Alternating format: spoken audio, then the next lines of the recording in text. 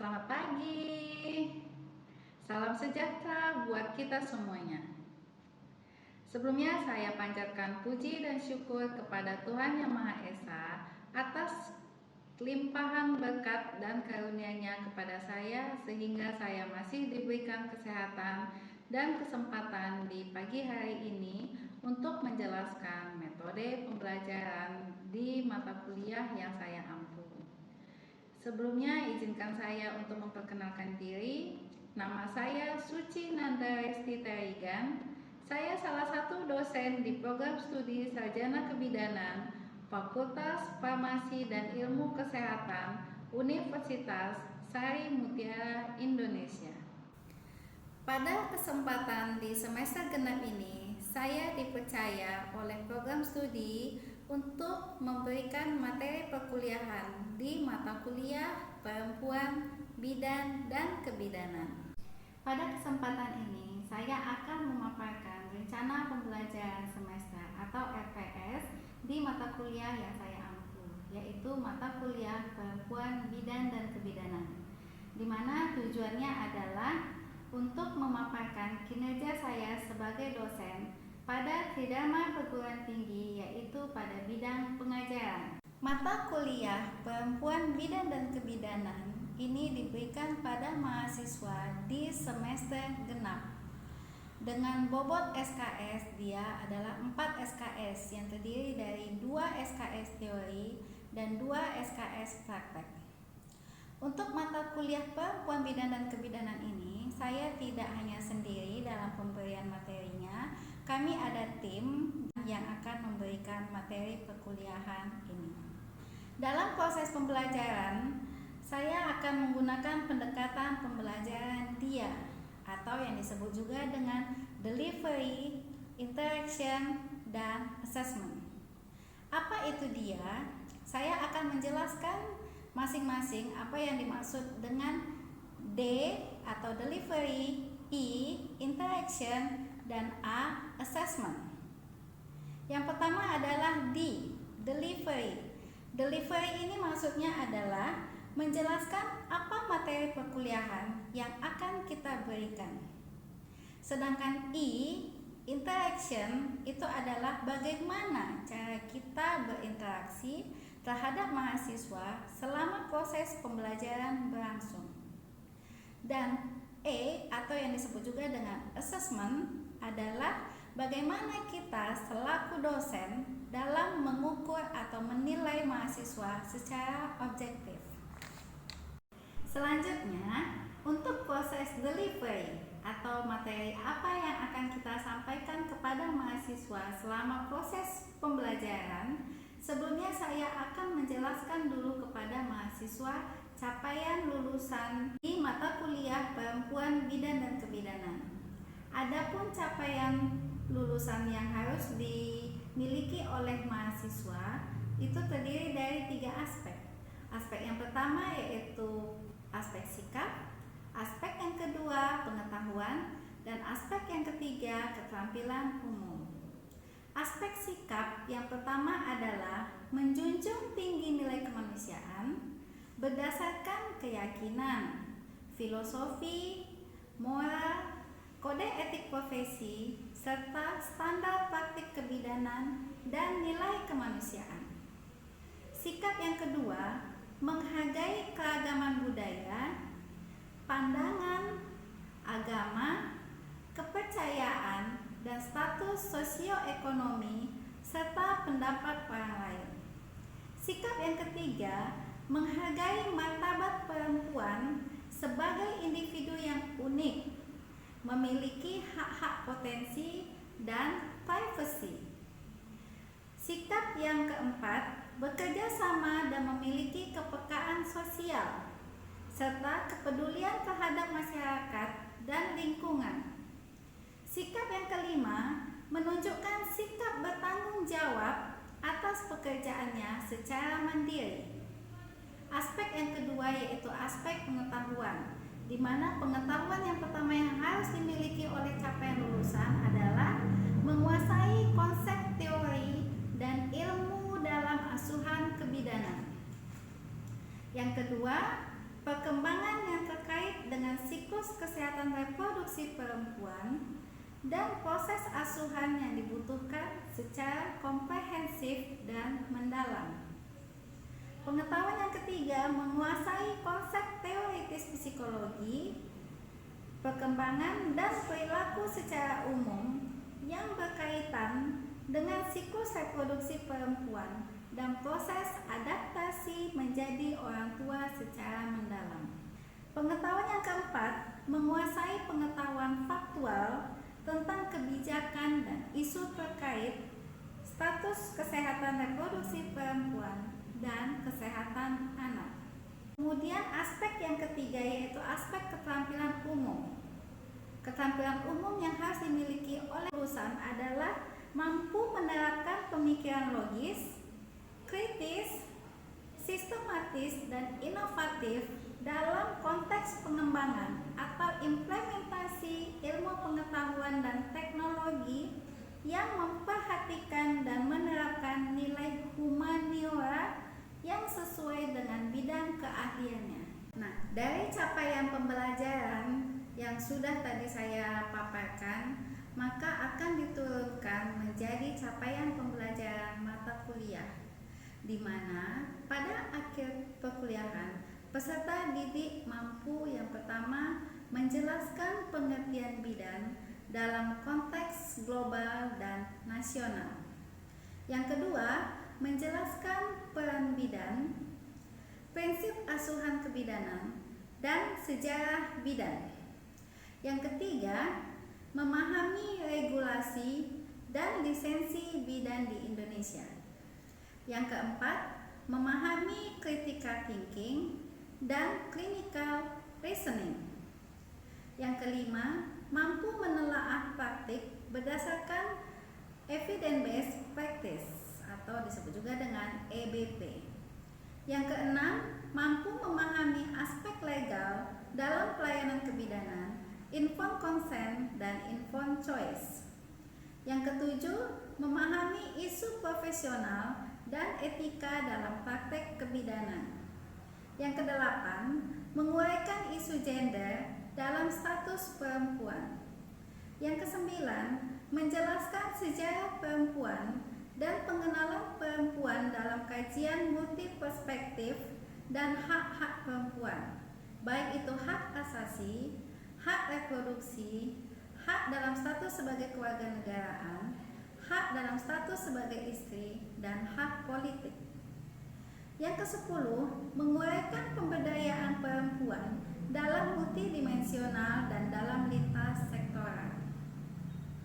Dalam menuntun mata kuliah ini agar terstruktur dan berjalan lancar, maka selama proses pembelajaran saya menggunakan buku ajar atau modul yang memang sudah dirancang oleh tim.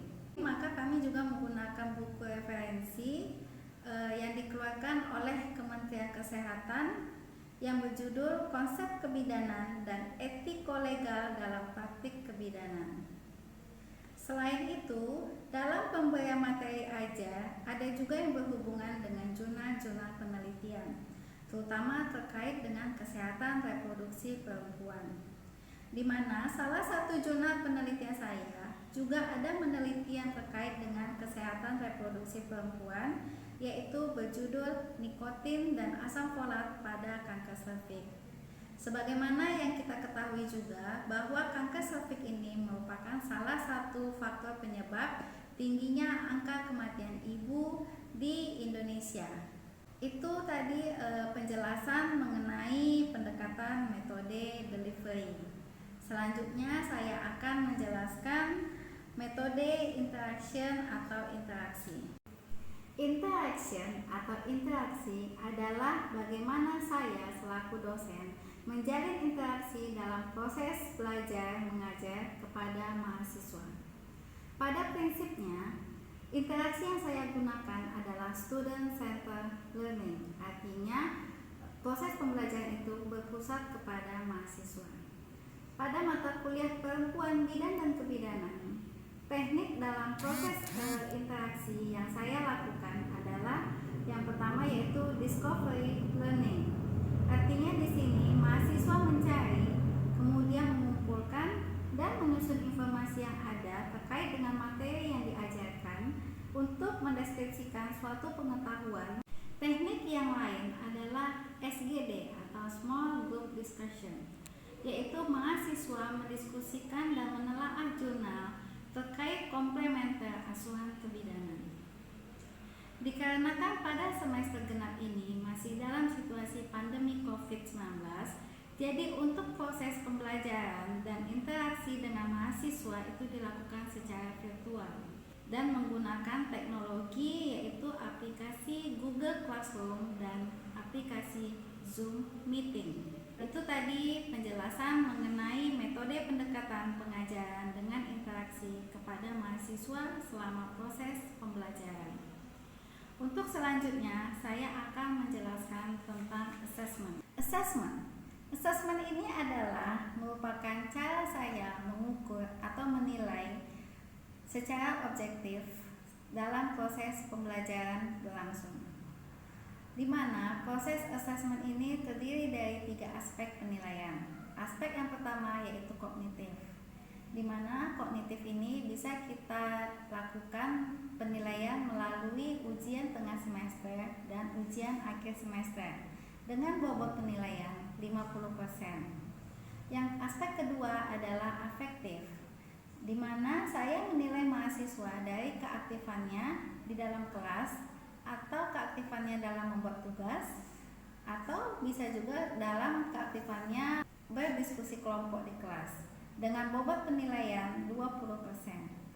Yang ketiga yaitu psikomotor.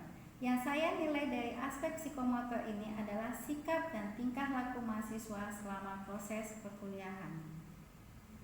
Semua poin dalam proses assessment ini disampaikan terlebih dahulu kepada mahasiswa pada saat kontrak perkuliahan, yaitu di awal perkuliahan, sehingga mahasiswa dapat mengetahui bagaimana cara proses penilaian selama perkuliahan di mata kuliah perempuan, bidan, dan kebidanan. Dan mahasiswa diharapkan agar bisa mempersiapkan dirinya dengan baik dalam proses pembelajaran tersebut. Demikian 3 aspek pendekatan proses pembelajaran, yaitu proses delivery, interaction, dan assessment. Setelah ini, saya akan menyajikan video suatu proses pembelajaran melalui aplikasi Zoom. Selamat menyaksikan dan terima kasih. Selamat sore. Apa kabarnya semuanya anak-anak MEM hari ini? Sore, Mem. Baik, Mem.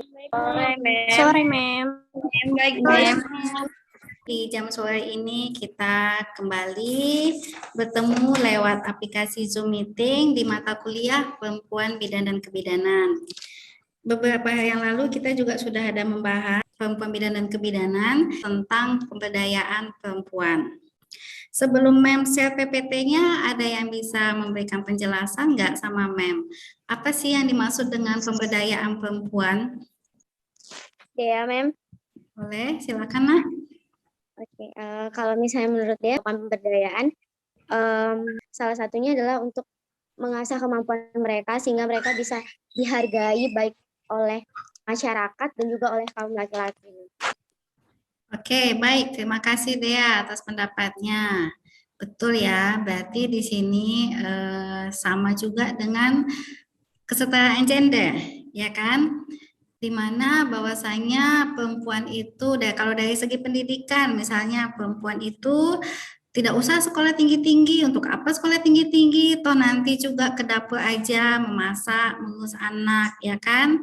Jadi yang lebih diberikan kekuasaan untuk melanjutkan pendidikan lebih tinggi itu adalah laki-laki dibandingkan dengan perempuan. Nah, kalau dari segi perekonomian juga kayak gitu, perempuan itu tidak usah bekerja, yang bekerja itu atau yang mencari nafkah itu adalah laki-laki gitu ya. Oke, terima kasih ya yang sudah berikan pendapatnya mengenai pemberdayaan perempuan. Di sini ada konsep dari pemberdayaan. Apa sih itu konsep pemberdayaan? Pemberdayaan itu terutama dalam pemberdayaan perempuan itu merupakan suatu proses kesadaran dan pembentukan kapasitas terhadap partisipasi yang lebih besar untuk memiliki kekuatan dan pengawasan dalam pembuatan keputusan dan transformasi agar perempuan mampu menghasilkan sesuatu yang bermanfaat. Nah, kalau konsep pemberdayaan yang kedua bisa juga artinya adalah memberikan sumber daya, kesempatan, pengetahuan, dan keterampilan kepada warga perempuan untuk meningkatkan kemampuan mereka dalam menentukan masa depannya sendiri dan berpartisipasi dalam memenuhi kehidupan komunitasnya. Kenapa harus ada dilakukan pemberdayaan perempuan? Salah satunya tadi bisa aja karena itu tadi tidak adanya kesetaraan gender. Kita lihat di sini ya, adanya realita, yaitu ketidakadilan terhadap kaum perempuan.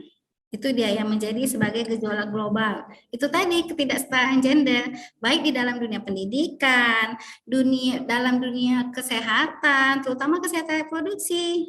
Ya, misalnya dalam ini pemasangan KB. Nah, yang diumbarkan kali itu adalah pemasangan KB untuk perempuan, tidak untuk laki-laki. Padahal program pemerintah pemasangan KB itu bisa pada perempuan, bisa juga pada laki-laki. Di situ aja kan sudah jelas, nampak sekali tidak adanya kesetaraan gender tadi, kan gitu ya. Kalau perempuan jadi kamulah yang harus ke KB, nah itu salah. Nah, realita yang berkembang di masyarakat itu berkembang sikap dan tindakan diskriminatif terhadap perempuan, yakni mendiskreditkan perempuan sebagai jenis kelamin yang lebih rendah dibandingkan laki-laki, sehingga telah mengakibatkan kaum perempuan harus mengalami hambatan perkembangan dalam berbagai bidang kehidupan, bahkan terancam kehidupannya. Selanjutnya tujuannya, apa sih tujuannya dalam pembangunan pemberdayaan perempuan ini? Yang pertama yaitu untuk meningkatkan status. Meningkatkan status, kemudian posisi, dan kondisi perempuan agar dapat mencapai kemajuan yang setara dengan laki-laki. Kan kita punya cita-cita juga, ya kan, anak perempuan. Anak laki-laki juga punya cita-cita. Anak laki-laki dibebaskan untuk sekolah setinggi-tingginya. Saya kenapa tidak diberikan kebebasan sebagai anak perempuan gitu loh. Saya kan juga sama dong haknya sama anak laki-laki. Kan haknya sama-sama sekolah gitu, sama-sama bisa menuntut ilmu sampai jenjang yang lebih tinggi. Kalau laki-laki bisa sekolah sampai S1 atau S2, maka saya pun sebagai anak perempuan bisa juga sekolah sampai ke jenjang S2 gitu. Strategi nasional program pemberdayaan perempuan. Bagaimana strateginya? Yang pertama yaitu pembangunan nasional berperspektif gender dan peduli anak. Yang kedua, pengembangan kemitrasejahteraan yang harmonis antara perempuan dan laki-laki. Strategi yang ketiga yaitu pengembangan kemitraan dan jaringan kerja. Yang keempat, pengembangan indikator. Yang kelima, pengembangan sistem penghargaan. Yang keenam, perluasan pendidikan bagi anak perempuan. Yang ketujuh, pengembangan sistem informasi manajemen. Kemudian di sini ada kebijakan dasar dalam pemberdayaan perempuan. Yang pertama itu adalah pengaruh utamaan gender dalam pembangunan nasional dilakukan melalui one door policy atau kebijakan satu pintu. Yang kedua yaitu peningkatan kualitas SDM perempuan. Ada pemberdayaan perempuan dalam kesehatan reproduksi ini karena kesehatan reproduksi ini memang sangat-sangat penting, perannya besar sekali dalam angka kejadian kematian perempuan di Indonesia. Seperti yang kita ketahui bahwa penyakit kanker serviks, kanker payudara itu adalah salah satu penyebab kematian terbesar perempuan di Indonesia. Ya kan? Kenapa bisa terjadi tingginya angka kematian kanker serviks dan payudara? Itu dikarenakan kan kurangnya informasi atau kurangnya partisipasi dari suami ataupun keluarga untuk mengajak istri melakukan pengecekan, pemeriksaan, yaitu misalnya kanker serviks itu, maka deteksi dininya adalah melalui pemeriksaan pap smear dan IVA test. Penting dalam pemberdayaan perempuan dalam kesehatan reproduksi ini adalah peran suami. Faktor risiko dari kanker serviks itu banyak ya, Nak. Yang pertama itu adalah hubungan seksual, kemudian gonta-ganti pasangan, pertama kali melakukan hubungan seksual itu di bawah usia 20 tahun. Oke, ini rahim ya, rahim. Nih kan. Nah, ini dia bentuknya. Bentuk secara besar ya. Ini kan tadi bentuk keseluruhan beserta juga dengan perutnya. Nah, ini rahim. Nah, di mana kankernya ini? Ini kalian lihat ini. Ini masih kecil kan? Ini masih kecil dia. Nah, ini udah mulai banyak ini kankernya. Nah, ini dia sudah bermetastase kemana-mana ini. Nah, kanker rahim ini kan kalau dia sudah menyebar, maka dia menyebar, apalagi dia sudah menyebar ke organ-organ yang lain, itulah yang bisa menyebabkan terjadinya kematian. Nah, ini tadi nih, ini faktor risikonya nih. Nah, bagaimana pencegahan atau deteksi dini dari kanker serviks itu sendiri? Yang pertama adanya pap smear, kemudian yang kedua ada IVA tes. Untuk siapa aja itu tes IVA itu kan? Untuk semua kalangan perempuan yang berusia 30 sampai 50 tahun, terutama yang sudah pernah melakukan hubungan seksual. Kapan itu bisa dilakukan? Setiap saat, minimal 5 tahun sekali untuk melakukan pemeriksaan tes IVA. Di mana tempatnya? Bisa di bidan atau bisa di dokter, bisa di klinik. Artinya kalau IVA positif itu kan ibu mempunyai kelainan atau lesi prakanker. Sudah kelihatan dia ada lesinya, lesi prakankernya. Tapi ibu tersebut belum menderita kanker gitu. Masih mau memasuki ke tahap kanker. Ini masih prakanker ya. Tetapi bila tidak diobati akan berkembang dia menjadi kanker gitu. Jadi bagaimana tindakan kalau terjadi IVA positif? Pilihan pengobatannya ada krioterapi, ada electrocautery, ada loop electrosurgical excision procedure, ada konisasi, dan ada histerektomi. Tergantung sudah sejauh mana kanker atau lesi prakanker yang dialami oleh si ibu. Kalau IVA-nya negatif, maka pemeriksaan IVA ulang itu 5 tahun kemudian. Ya, kalau tadi IVA-nya positif dan dia mendapatkan pengobatan itu adalah krioterapi, maka dia melakukan kontrol pasca tindakan 2 minggu atau pemeriksaan ulang IVA 3 bulan. Nah, sebelum Mem akhiri pertemuan kita hari ini, mungkin ada yang ingin ditanyakan, silahkan. Saya, Mem. Oke, silakan Fitra. Baik, Mem. Saya mau bertanya tentang salah satu terapi penanganan dari kanker serviks yaitu electrocautery. Itu apakah dilakukan operasi atau bagaimana maksudnya ya, Mem? Oke, terima kasih ya Fitra atas pertanyaannya. Tadi terapi dalam penanganan kasus kanker serviks ya. Tadi ada beberapa terapi, yaitu terapi yang pertama krioterapi. Kemudian yang kedua adalah electrocautery. Yang ketiga LEEP, LEEP. Kemudian yang keempat ada konisasi dan yang terakhir ada histerektomi. Nah, pertanyaan kamu sekarang adalah apa itu yang dimaksud dengan electrocautery, ya kan? Oke, electrocautery ini adalah merupakan suatu prosedur pembedahan kecil untuk menghentikan perdarahan dan mengangkat jaringan yang berbahaya atau yang tidak diinginkan. Berarti di sini tindakannya ada ini sejenis operasi, tapi operasi kecil gitu. Di mana dalam tindakan operasi ini dilakukan pembedahan untuk menghentikan perdarahan serta untuk mengangkat jaringan yang berbahaya atau yang tidak diinginkan. Itulah maksudnya electrocautery. Baik, Mem. Terima kasih, Mem. Paham kamu Dea? Paham kamu Fitra? Paham, Mem. Oke, baik. Terima kasih ya Fitra. Oke, kalau tidak ada lagi yang ingin ditanyakan, berarti kebalikannya lah sekarang, Mem yang ingin bertanya sama kalian. Yang ingin Mem tanyakan adalah tentang pemberdayaan perempuan. Nah, Tadi kan sudah ada menjelaskan tuh apa yang dimaksud dengan pemberdayaan perempuan.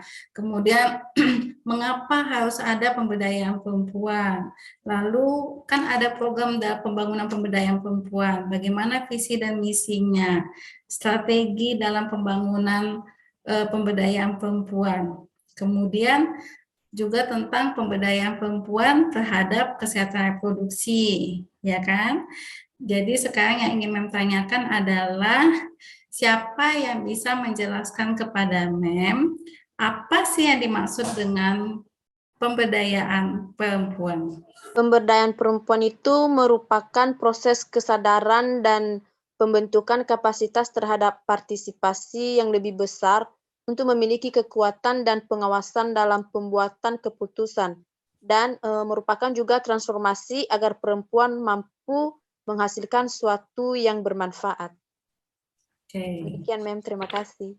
Ya, terima kasih ya Linca sudah memberikan pendapatnya. Artinya di sini tidak ada diskriminasi antara laki-laki dan perempuan. Jadi berlaku kesetaraan gender antara laki-laki dan perempuan. Itu maksudnya ya. Jadi walaupun wanita itu atau perempuan itu lemah, bukan berarti dengan suka hati diperlakukan secara tidak adil gitu, karena sudah berlaku kesetaraan gender. Jadi dan kesetaraan gender dan konsep pemberdayaan ini pun juga berhubungan dengan berbagai macam aspek, ya kan? Yang pertama yaitu dari aspek pendidikan, kemudian yang kedua aspek apa lagi kira-kira? Aspek hukum, kemudian aspek ekonomi, sosial, budaya. Ya, apakah anak-anak Mem semua yang ada di Zoom meeting ini sudah paham mengenai konsep pemberdayaan perempuan sampai ke pemberdayaan perempuan terhadap kesehatan reproduksi? Sudah paham ya anak-anak Mem semuanya? Paham, Mem. Paham? Sudah, Mem. Paham ya? Oke, baik. Terima kasih. Kalau memang kalian paham, berarti apa yang sudah Mem sampaikan, ada feedbacknya. Untuk minggu depan, kita akan masuk materi mengenai kesetaraan gender. Nah, sebelum nanti kita membahas mengenai kesetaraan gender, jadi tugas kalian adalah membuat makalah atau intisari dari materi kesetaraan gender. Kalian tarik intisarinya, minggu depan itu dikumpulkan. Paham ya dengan tugasnya? Paham, Mem. Paham, Mem. Baik, Mem. Oke, kalau paham dengan tugasnya, pertemuan kita hari ini Mem akhiri. Terima kasih atas partisipasi kalian semua. Oke, silakan di live aja ya, Nak. Baik, Mem. Makasih, Mem. Terima kasih, Mem. Baik, Mem. Terima kasih, Mem.